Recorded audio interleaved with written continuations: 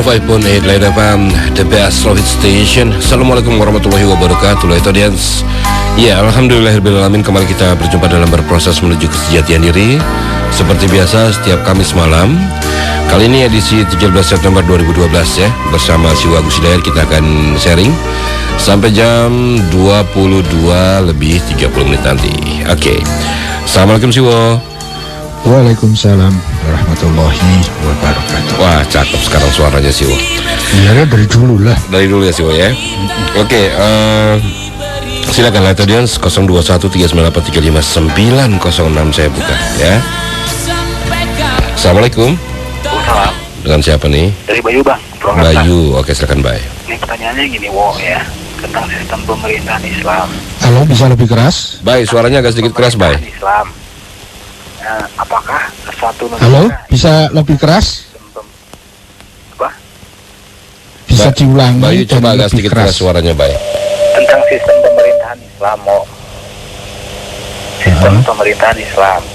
Apakah jika suatu negara yang menggunakan sistem pemerintahan Islam itu, misalkan diwajibkan sholat itu, warga negaranya itu diwajibkan sholat itu, yang memenuhi syarat itu.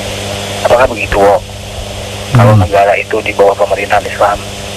Dan yang kedua, dikatakan kaum Islam, apakah yang harus berpemerintahan Islam yang dipimpin oleh misalkan sekarang Bapak Mahdi itu? Terima kasih. Yang kedua, bisa diulang? Yang kedua, apakah yang dikatakan kaum Islam itu, kaum Muslimnya, itu yang harus berpemerintahan Islam yang dipimpin oleh Bapak Mahdi itu? Bapak Mahdi maksudnya mungkin Imam Mahdi begitu? Iya. Oke, baik.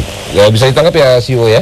Iya. Oke, terima kasih Bayu. Yo, assalamualaikum. Baik, terima kasih Bayu. Dan ya, Bayu merupakan penelpon pertama yang juga membuka perjumpaan kita dalam berproses menuju kesejatian diri. Silakan Siwo. Iya.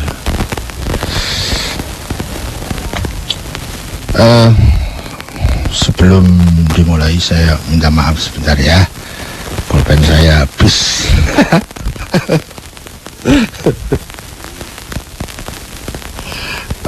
Aduh. Tapi segala sesuatu ada hikmahnya.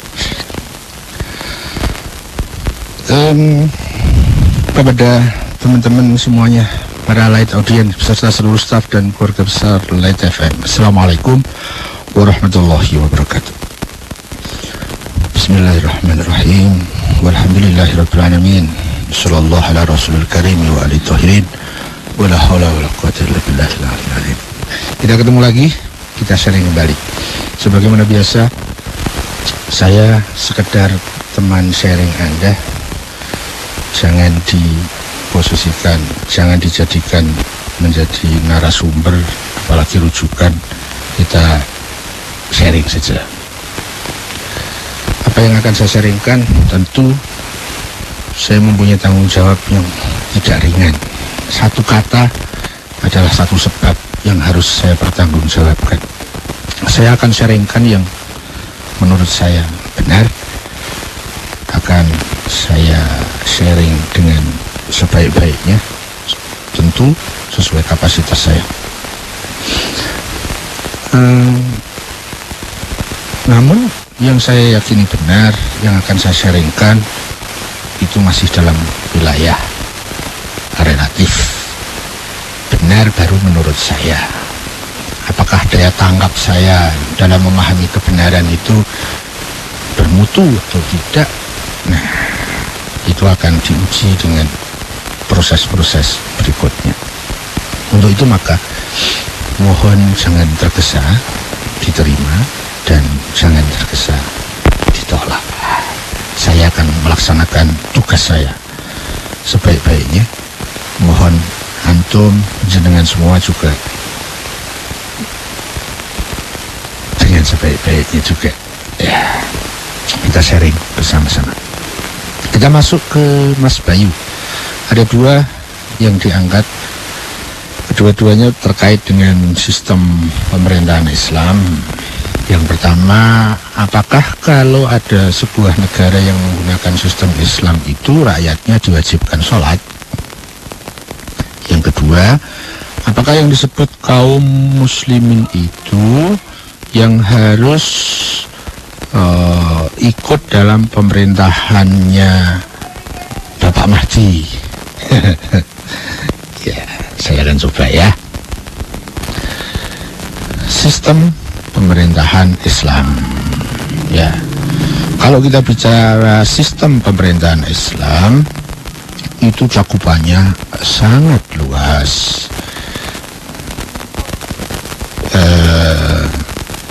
Tadi ada saya catat ya, negara yang dengan sistem pemerintahan Islam. Nah, gimana tuh? Kayaknya saya pernah beberapa kali menanggapi dan mensharingkan tentang bahwa pemerintahan Islam dengan negara Islam itu beda. Pemerintahan Islam itu tak terbatasi oleh wilayah-wilayah sebagaimana wilayah negara. Ya, pemimpin Islam misalnya adanya di Madinah. Pengikutnya itu ada yang dari Timur Timur, ada yang dari Irian, ada yang dari Irak, dari Iran, dari Amerika, gitu ya. Itu kalau masukkan pada konsep negara kan nggak masuk. Ya, jadi pemerintahan Islam dengan negara Islam itu berbeda. Negara Islam bisa masuk pada kesemestaan pemerintahan Islam, bisa, tapi tidak sebaliknya. Ya, karena pemerintahan Islam itu sifatnya universal. Sementara kalau negara Islam, ya kita tahu kan konsep nation itu kan ada batas-batas geografis, batas-batas tanah, batas air, dan lain-lain. Ya. Nah, kalau suatu negara dan dia masuk pada skala pemerintahan Islam, maka yang pertama adalah landasan negara itu pastilah harus tauhid, karena tauhid adalah dasar dari Islam.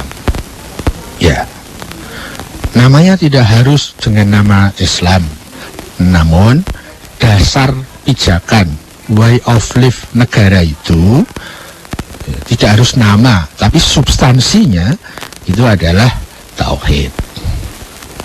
Ya, Indonesia tidak pakai negara Islam, tapi substansinya itu meletakkan tauhid menjadi dasar primer negara ini di sila yang pertama, ketuhanan yang Maha Esa. Ya, ketuhanan yang Maha Esa itu adalah kalimat lain yang substansinya adalah tauhid, mengesakan Tuhan. Ya. Jadi kalau negara Islam itu mau mengadopsi ajaran-ajaran Islam yang akan diterapkan pada negara itu, yang pertama kali kita harus melihat pada sisi substansi, bukan sekedar nama-nama, identitas-identitas. Ya. Karena substansi lebih penting ketimbang nama. Kalau menggunakan nama-nama Islam tapi substansinya tidak Islami, itu justru bertolak belakang, kontraproduktif. Ya. Itu yang pertama. Kemudian yang kedua, di dalam aturan-aturan dasar Islam itu memberikan kemerdekaan penuh kepada siapapun. Ya. Jadi kalau tadi ada istilah rakyatnya semua diwajibkan sholat, ya, ya enggak lah. Kita lihat misalnya bagaimana Rasulullah memimpin sebuah pemerintahan Islam. Ya, Rasulullah itu pemimpin pemerintahan Islam, bukan sekedar pemimpin negara, bukan. Rasulullah berkedudukan di Madinah, ya, tapi posisinya sebagai pemimpin pemerintahan Islam, bukan pemimpin negara Islam. Ya, maka rakyatnya, pengikutnya tidak dibatasi oleh daerah-daerah dan geografis. Nah, Islam itu mengajarkan untuk membangun sebuah nilai-nilai keadilan yang berdasarkan pada ketuhanan.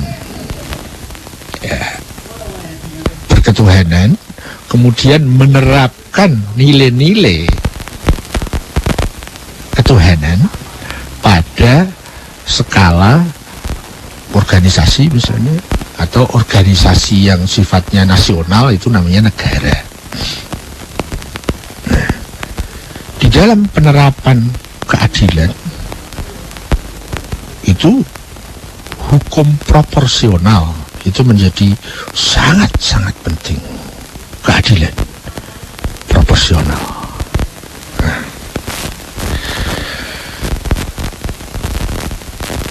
kalau ada orang yang dia mempunyai keyakinan, maka itu hak kemerdekaan setiap orang.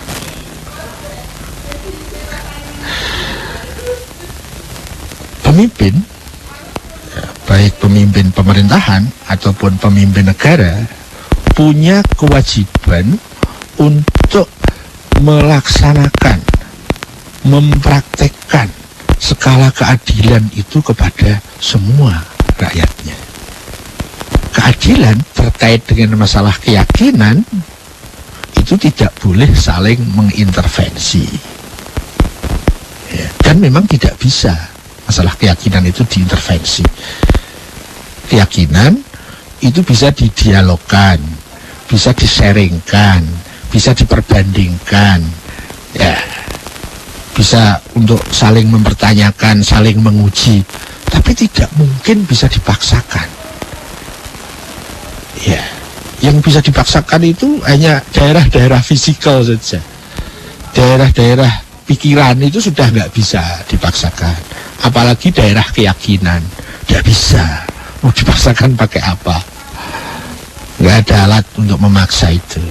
Nah, proporsionalitas sistem keadilan itu tidak memungkinkan seseorang untuk memaksakan keyakinan kepada pihak lain, meskipun dia berfungsi sebagai pemimpin.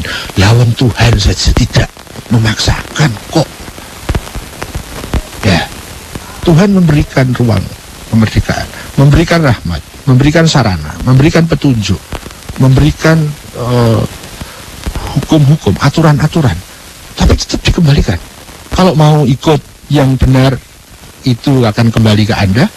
Kalau Anda menyalahi kebenaran, akan kembali ke Anda. Allah saja nggak maksa. Kita kadang-kadang nggak tahu faktor apa ya, tapi saya dulu juga sering gitu. Inginnya itu memaksakan kehendak. Apalagi kalau misalnya kepada istrinya, kepada anaknya. Ya, loh, Tuhan saja ngasih kebebasan loh.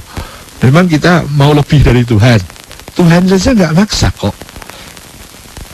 Ya, Tuhan memberikan sarana, memberikan perangkat-perangkat agar manusia itu sempurna. Tapi tetap ada pada wilayah kemerdekaan manusia. Kamu mau ikut petunjuk, boleh. Mau menentang petunjuk, boleh. Mau istilahnya begini, mau mukmin, boleh. Mau kafir, boleh. Tapi ingat loh, semua bertanggung jawab terhadap akibat logisnya masing-masing. Ya. Jadi dilihat dari prinsip keadilan itu tidak memungkinkan ada satu kekuatan, entah kekuatan kekuasaan, entah kekuatan misalnya kekuatan silsilah darah misalnya, bapak kepada anaknya memaksakan anaknya sholat. Tidak bisa. Itu nanti terkait dengan dasar keyakinan anak itu.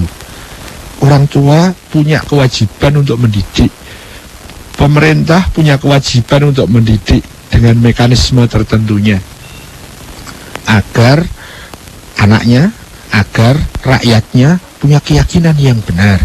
Dengan keyakinan yang benar itu akan membentuk sikap-sikap kehidupan sehari-hari dengan benar. Ya, tapi tidak bisa memaksa, dan tidak bisa pendidikan itu dengan cara pemaksaan, itu tidak bisa, malah akan kontraproduktif. Ya, kurang lebih seperti itu. Jadi apakah kalau negara Islam itu diterapkan di suatu negara, rakyatnya itu semua diwajibkan sholat?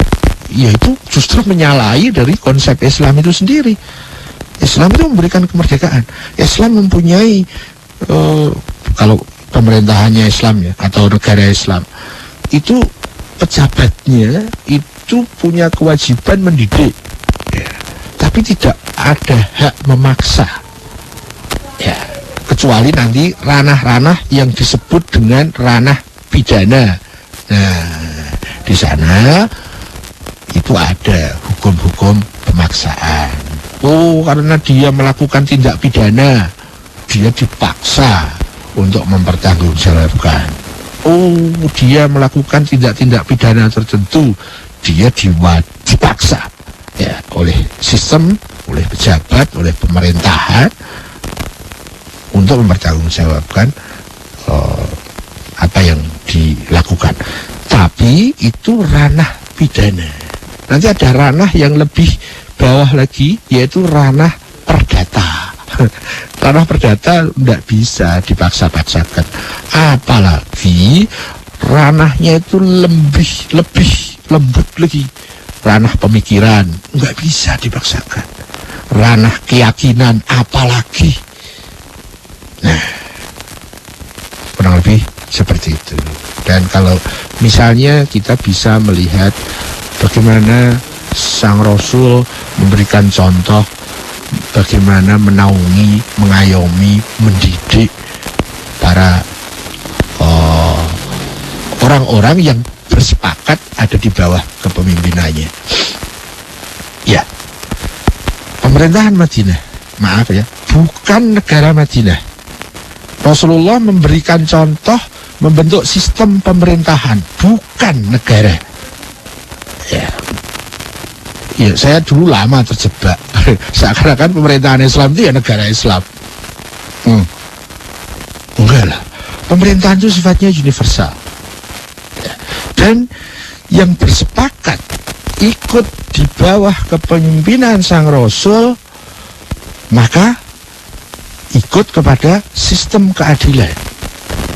Kalau dia agamanya bukan Islam, bagaimana bisa untuk dipaksa melaksanakan syariat Islam? Tidak bisa. Dan itu menyalahi hukum proporsionalitas, menyalahi hukum keadilan. Ya, kurang lebih seperti itu. Kemudian, yang kedua, yang disebut kaum Islam itu, apa orangnya harus ikut kepada pemerintahan Bapak Mahdi? Wah, ini masih jadi polemik ya. Tapi kurang lebih begini, pemerintahan itu kita bisa lihat dari paling tidak dua sudut pandang dalam puncak pemerintahan itu yang ada pada figur seorang pemimpin. Ada nggak negara yang tanpa pemimpin atau pemerintahan yang tanpa pemimpin? Enggak kan? Nah, sistem kepemimpinan itu merupakan puncak dari sebuah sistem negara atau sistem pemerintahan Islam. Nah, ini menjadi sangat penting, bisa dipandang dari dua perspektif. Ada pemimpin yang dia itu dipilih atau tidak, dia tetap pemimpin. Ya, beda nanti dengan perspektif yang kedua, dia disebut pemimpin hanya pada saat dipilih oleh masyarakat. Jadi ada dua cara pandang untuk melihat pemimpin. Yang pertama saya contohkan, para nabi, para rasul, itu beliau pemimpin. Mau diakui atau tidak, mau dipilih atau tidak, ada rakyatnya atau tidak, ada pengikutnya atau tidak, dia tetap pemimpin. Itu kecenderungannya lebih dekat kepada konsep imamah. Ya.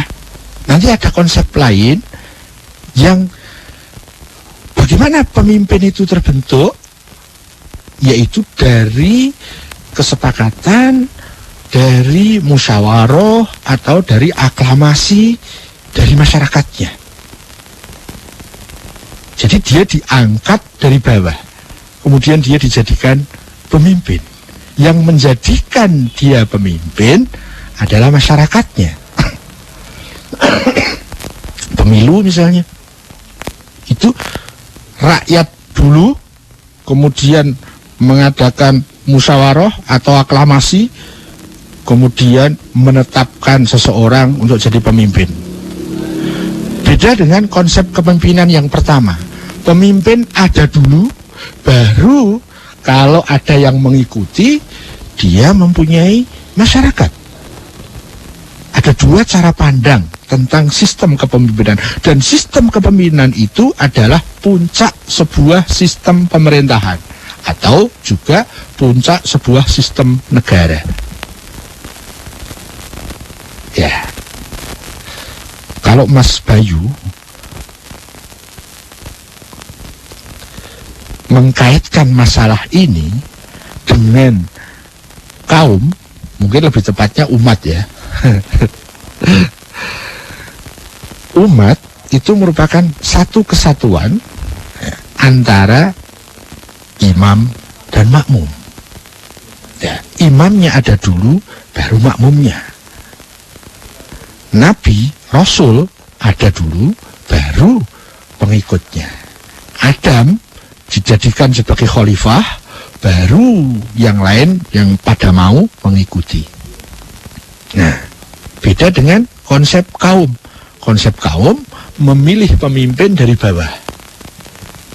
Ada masyarakat dulu, baru membentuk pemimpin. Ya, pemimpinnya ada di belakang. Beda dengan sistem umat. Meskipun sekarang di masyarakat sudah nyaris tak terbedakan. Kita sering menggunakan umat Islam misalnya. Ini sedang ditunggu oleh umat.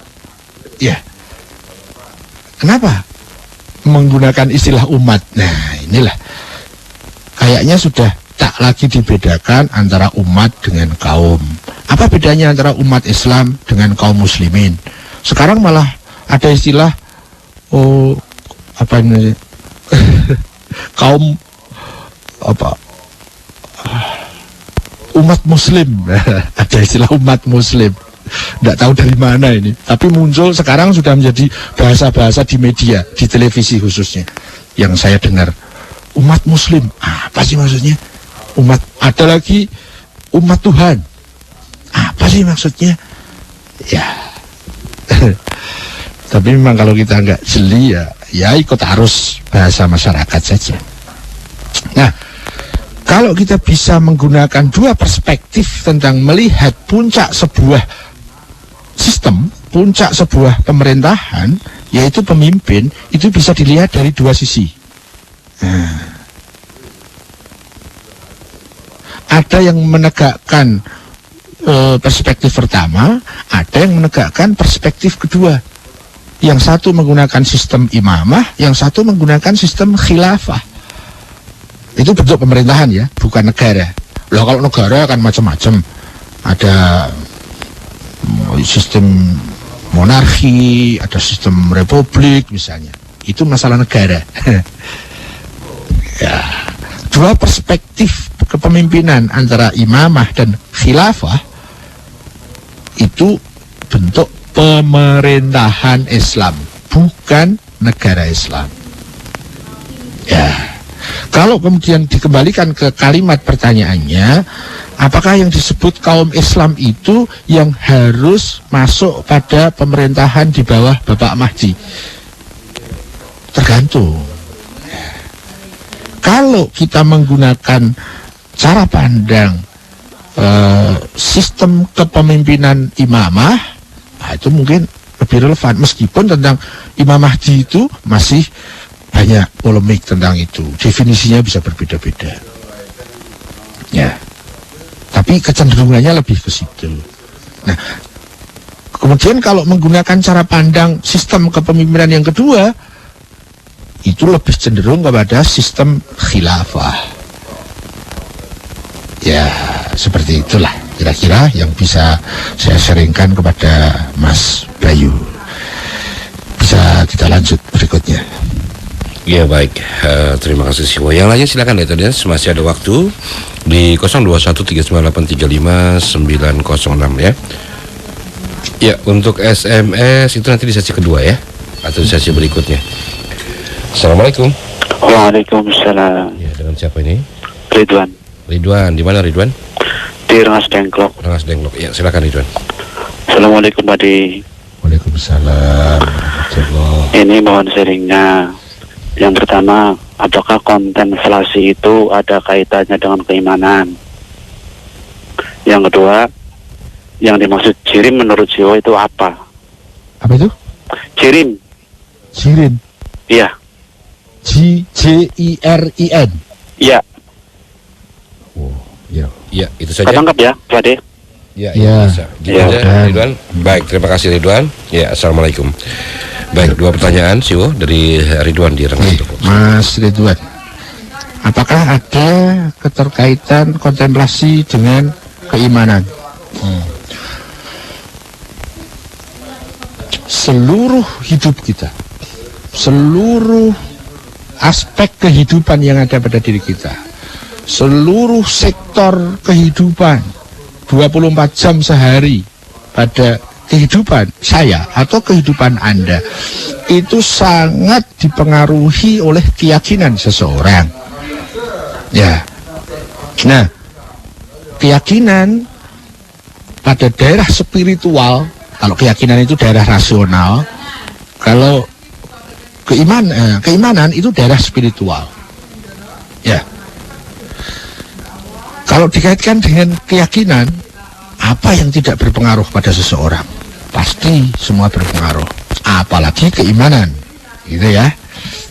Atau kalimatnya begini, orang yang tidak beriman itu mempengaruhi seluruh gerak hidupnya, semuanya, indranya, fisiknya, pikirannya, rasa, semua terpengaruhi dengan ketidakimanan seseorang. Dan juga keimanan seseorang itu mempengaruhi semua gerak hidup kita, termasuk di dalamnya konsentrasi dan kontemplasi.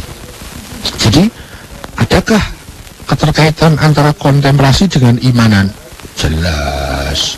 Orang yang tidak beriman akan mempunyai kontemplasi yang jauh berbeda dari orang beriman yang melakukan kontemplasi. Ya, seperti itu. Kemudian yang kedua, tadi saya mengeja JIRIN. Apakah itu? Saya udah aduk simpanan file pemahaman saya, nggak ketemu. Jadi saya menjawabnya, saya tidak tahu. Ya, jiran. Apa ya? Kalau jiran, jiran itu tetangga. Tapi kalau jiran apa? Saya belum tahu. Ya, nggak ada simpanan sama sekali dalam file saya. Itu mohon dimaklumi. Terima kasih atas maklumnya. Yang kedua saya tidak tahu. kita lanjut lagi Siwo ya. Ya. Silakan Netalians 021391350906 kembali saya buka. Assalamualaikum. Waalaikumsalam warahmatullahi wabarakatuh. Dengan siapa ini? Dengan Yunus Wibowo di Kediri. Yunus Wibowo di mana? Kediri. Kediri. Oke, silakan. Iya. Assalamualaikum Siwo. Waalaikumsalam warahmatullahi wabarakatuh. Jadi saya awali dengan sedikit intro Siwo yang nantinya merupakan analogi dari pertanyaan saya. Pada zaman dahulu nenek moyang kita itu untuk menjaga kelestarian hutan itu dibuatlah cerita-cerita bahwa pohon itu dihuni oleh penunggu dan semacamnya. Jadi hutan tetap terjaga lestari, jangan tidak ditebangi pohon tersebut itu ya. Meningkat pada pertanyaan ini sih, saya juga nggak tahu ingin disebut apa ya, paham atau organisasi, mungkin sih nanti bisa mengklasifikasikannya. Illuminati sih. Jadi yang merupakan isi daripada protokol Zionis yang konon kabarnya adalah hasil kolaborasi antara Zionis Yahudi dan Dajjal. Pertanyaannya, yang pertama, apakah itu fakta atau fiksi? Yang kedua, apakah mungkin persepsi seperti analogi saya di awal tadi sih? Jadi sengaja dibentuk, tujuannya adalah untuk mempersatukan umat Islam. Konon diciptakanlah musuh bersama, common enemy yang hati itu tuh. Dan yang ketiga, sebaiknya di mana kita menyikapi hal tersebut, maksudnya di wilayah mana? Apakah wilayah keyakinan, apakah wilayah keimanan sih, Bo? Karena kan tentang Dajjal itu sendiri kan ada teks-teksnya, ada hadis-hadisnya. Jadi kemungkinan ada pendapat bahwa ketika kita tidak mengimani tentang hal-hal tersebut, maka cacatlah keimanan kita gitu sih.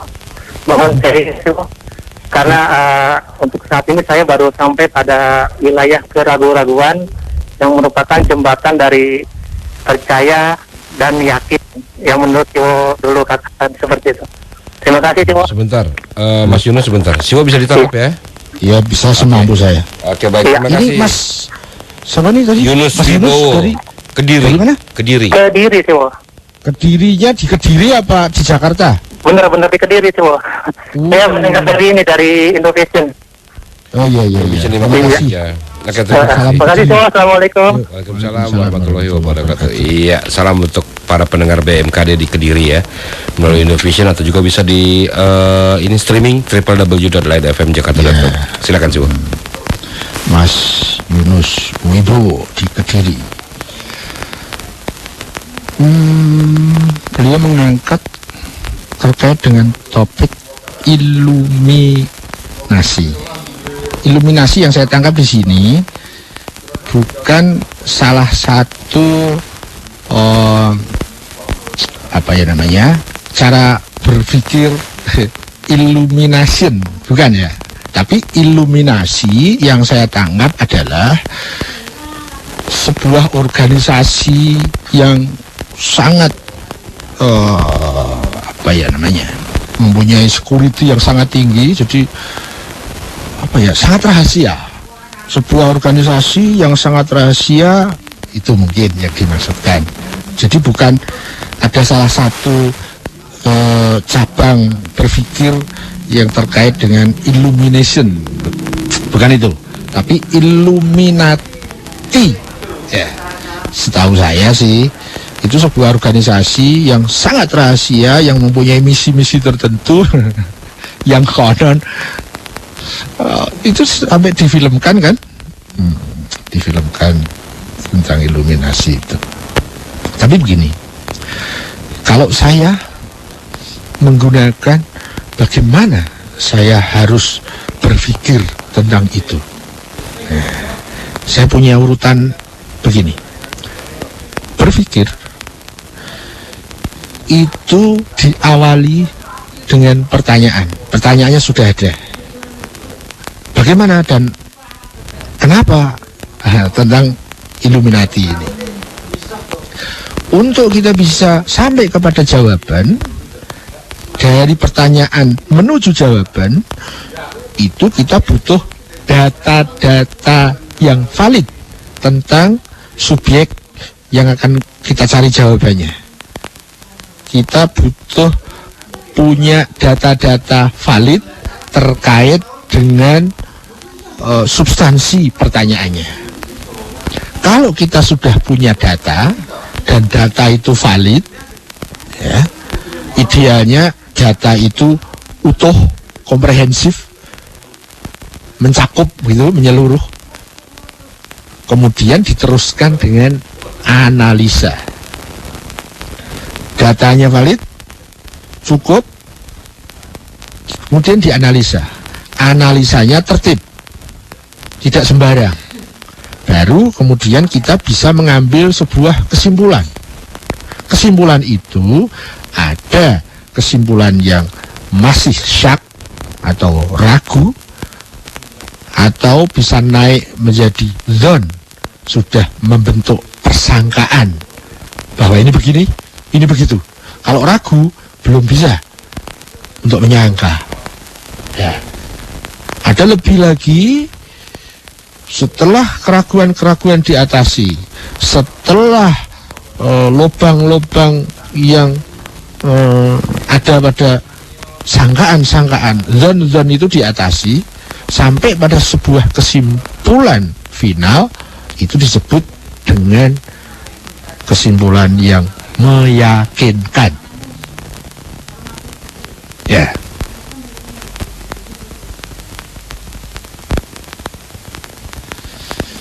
Kedua, karena ini terkait dengan sebuah informasi, kita juga tidak bisa sembarang menerima atau menolak informasi. Untuk menerima informasi harus ada tertib, rule-nya, ada aturannya. Untuk menolak sebuah informasi juga perlu tertib, ada aturan mainnya. Ya, jadi ada terhadap informasi itu, kalau kita belum jelas terhadap informasinya, apa sikap kita ya? Ada, paling tidak ada 3 opsi: menolak, menerima, atau abstain. 0, biarkan aja, ya, karena nggak jelas. Kemudian yang ketiga, di dalam kita menerima informasi, sumber informasi itu juga menjadi salah satu faktor yang perlu kita perhatikan. Kalau sumbernya itu valid, orangnya kredibel, katakanlah misalnya kalau informasi itu dari wakil Tuhan misalnya, maka kita harus mempunyai siap menerima meskipun kita belum paham. Ya. Berbeda kalau informasi itu sumbernya dari orang yang valid buruknya. Kita menyiapkan diri untuk menutup wadah dari informasi dari dia. Beda ya. Kita mensikapinya dari orang yang valid benar, orang ini tentang sumber informasi, dan dari orang yang valid tidak benar, valid baik dan valid buruk. Ya misalnya contohnya, yang satu dari Musa, yang satu dari Fir'aun gitu loh. Terhadap informasi yang dari Musa alaihissalam, kita perlu menyiapkan wadah informasinya, meskipun kita belum bisa memahami informasi. Mungkin suatu saat kita akan bisa memahami. Berbeda sikap saya terhadap sumber informasi yang dari Fir'aun. Saya punya kesiapan untuk menutup informasi itu, mempersempit ruang masuknya informasi berkaitan dengan sumber informasi berbeda. Ya.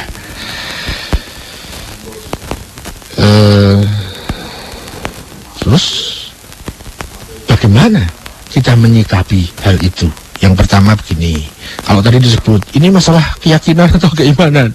Nah, semua yang terkait dengan informasi itu kaitannya dengan keyakinan, nggak ada hubungannya dengan keimanan. Ya, keimanan itu hubungannya dengan kotor atau sucinya spiritual kita. Ya. Informasi, ya. Misalnya informasi yang datangnya dari Nabi, ya, apa itu terkait dengan keimanan? Tidak, itu terkaitnya dengan keyakinan, bukan dengan keimanan. Keimanan itu keterkaitannya dengan suci atau kotor diri kita. Jadi tentang Illuminati kita punya tiga opsi: menerima, menolak, atau abstain. Untuk menerima harus mapan, untuk menolak harus mapan. Kalau tidak jelas menerima atau menolak, abstain saja. Ya. Dan jangan khawatir, itu nggak ada hubungannya dengan keimanan. Paling banter hubungannya dengan keyakinan. Apakah kita bisa meyakini informasi itu atau tidak, gitu ya. Kalau tadi disebut bahwa saya sekarang dalam posisi yang ragu-ragu, ragu-ragu atau datanya kurang. Karena ragu itu orang sudah masuk ke proses pendataan dan analisa, tapi datanya sangat kurang, analisanya tidak bisa memenuhi tertib aturan mainnya. Ya, jadi ragu itu satu langkah hasil sebuah proses upaya. Jadi untuk ragu saja itu dibutuhkan satu proses pemikiran. Nah, kalau kita tidak mendata dengan serius, tidak menganalisa dengan serius, ya ragu juga belum. Ya, ragu pada saat data dilengkapi, analisa diperbaiki, bisa sampai naik kepada yakin. Ya, itu sepanjang yang saya tahu. Kalau kemudian bagaimana kita mensikapi tentang Illuminasi itu? Bukan hanya tentang itu, tentang segala hal. Kalau datanya belum valid, ya jangan kita analisa. Percuma, kita akan terjebak nanti. Dimisalkan tadi ada untuk melestarikan hutan, wah, kemudian dibikinlah sebuah doktrin-doktrin yang membuat orang takut dengan hutan. Itu sangat tergantung dengan bagaimana kita mensikapi suatu informasi. Kalau kita berpikir tertib, kalimat teknisnya begini, kalau kita menggunakan kaidah berpikir, kalau kita menggunakan prinsip-prinsip fikih berpikir, ya kayaknya sulit kita terpengaruh dari informasi-informasi itu. Ya, saya dulu waktu kecil SD, ya, informasi tentang hantu. Dari sana ada cerita hantu, sana ada hantu. Tapi setiap saya lacak, katanya. Apa Anda melihat sendiri? Katanya. Itu yang akhirnya saya protes. Kok semua cerita katanya? Semua cerita katanya. Semua cerita katanya. Sampai saya pengen data sendiri deh. Saya pengen melihat sendiri hantu. Ya. Sampai saya nginep itu di makam, di kuburan, nggak ada juga. Ya, jadi bagaimana saya bisa menerima informasi itu, bahwa hantu itu ada, bahwa hantu itu begini begitu. Dan itu hanya katanya. Terus saja ada safari katanya. Saya cari kemana-mana di tempat yang katanya berhantu, nggak ada. Apa mungkin dia takut sama saya ya? Sudah. Itu kemudian karena saya udahlah, hantu hanya katanya, saya nggak ngurusin lagi. Ya, sampai kemudian lanjut SMP, saya STM, kemudian kuliah. Tiba-tiba, saya dilihatin hantu, padahal saya nggak nyari. Dan dari situ saya punya data. Sekian tahun saya menyatakan hantu hanya katanya, tapi tiba-tiba suatu saat saya berubah karena saya punya data. Saya melihat sendiri ada itu mungkin yang didefinisikan dengan hantu. Ya, kurang lebih seperti itulah. Itu satu contoh. Kalau kita berpikir tertib, kita tidak mudah ditipu orang. Kalau kita berpikir tertib, kita tidak mudah takut kepada sesuatu yang datanya aja nggak jelas. Kalau kita berpikir tertib, soal iluminasi misalnya, nanti ada difilmkan dan sebagainya. Apa kita terpengaruh? Tergantung. Kalau kita berpikir tertib, kita tetap bisa proporsional. Tidak akan terpengaruh dengan hal-hal yang tidak pasti, tidak jelas. Ya, kurang lebih seperti itu. Jadi, tergantung kepada seberapa valid datanya.